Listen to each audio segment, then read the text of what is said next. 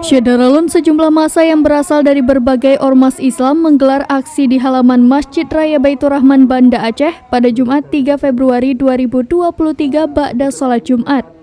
Aksi itu untuk mengutuk pembakaran Al-Quran oleh politisi Denmark Rasmus Paludan.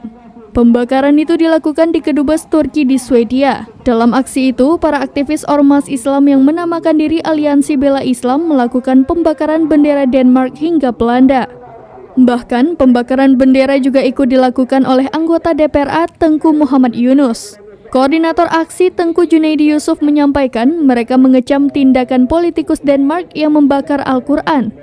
Mereka juga meminta supaya dunia internasional khususnya PBB memberikan sanksi tegas terhadap Belanda, Swedia, dan Denmark. Ia juga mengajak negara-negara dunia untuk memboikot produk dari negara yang menodai Islam. Mereka juga meminta supaya pemerintah Aceh dan DPRA melakukan tindakan tegas terhadap aksi pembakaran kitab suci Al-Quran itu. Dari Banda Aceh, Muhammad Nasir, serambinews.com.